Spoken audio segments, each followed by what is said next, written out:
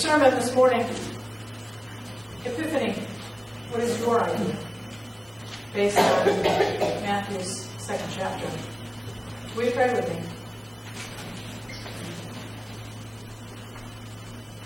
Wonderful God, guide us in thy perfect light.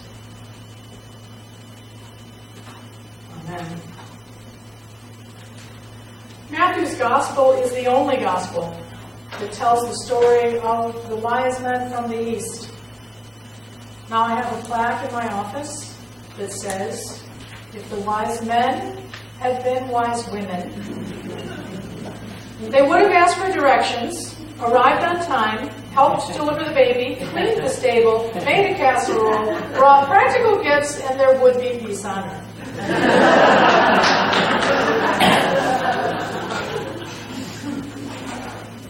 Well, as you heard this morning, they did, in fact, stop and ask for directions. And they did bring very practical gifts for who the baby was. Let me explain. They were looking for a king, so what better place to find one king than to ask another king where he might be? They had no way of knowing when they arrived that King Herod was evil. But God intervened, as God is wont to do, by warning them in a dream to go home by a different route.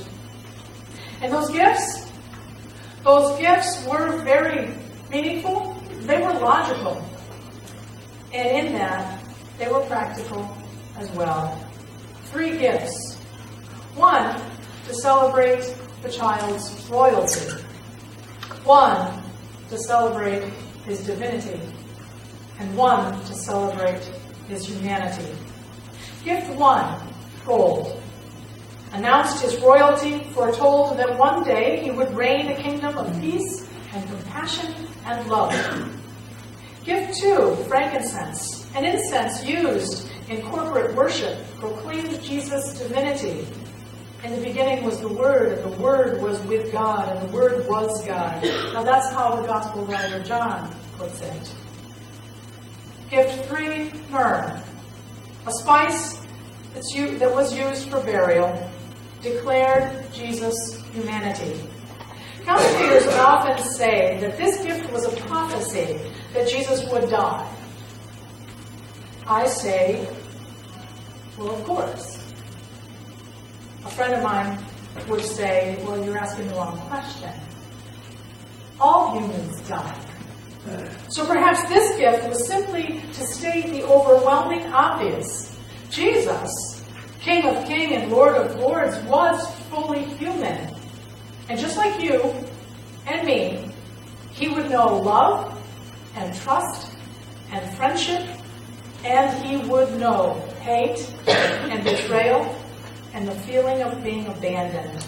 In other words, he would know exactly how it feels to be us. I'd like to think that we celebrate Epiphany to remind ourselves that Jesus was recognized as an infant, and he was recognized for his royalty, his divinity, and his humanity. I'd like to think that when we celebrate Epiphany, we remember that in Christ a light has dawned, and that light will never go out. Just a few weeks ago, we lit the flames of faith as we lit candles of hope and peace and joy and love. An unlikely person to quote in a worship service, Albert Einstein said, the most beautiful thing we can experience is the mysterious. And it is that mystery, that wonder, that capacity to dream that we celebrate through the story of the wise men at Epiphany. It is the awesome light that the wise men were shown. It could be Jesus. That light transcends all order, all ethics, all understanding. Epiphany began as a feast day for the church, and its meaning grew and took on a life of its own. Epiphany became more than 3 guys traveling a significant distance to attend the first baby shower. It became the light that shines in all things, especially our darkness. It came to mean inspiration, and it came to mean revelation. Nowadays, an epiphany is an experience of sudden and striking realization. When inspiration hits you out of the blue, we call it an epiphany. This morning we also heard Isaiah 60.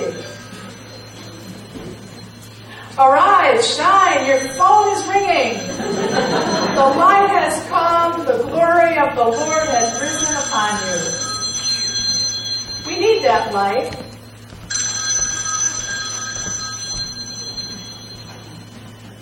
We need that light. Because our world is plagued with darkness. Martin Luther King Jr. shared many an epiphany, and we all benefit from that inspiration. King talked about darkness in this world. He cautions us to resist fighting darkness with darkness, which is really quite human. Someone says something negative or belittles someone that you care about. Our cultural training, what's on TV, what's on Facebook, what's in politics, has taught us to lash out, to want to hit them with our purse. That's our culture talking. Violence is modeled for us too often. We must resist.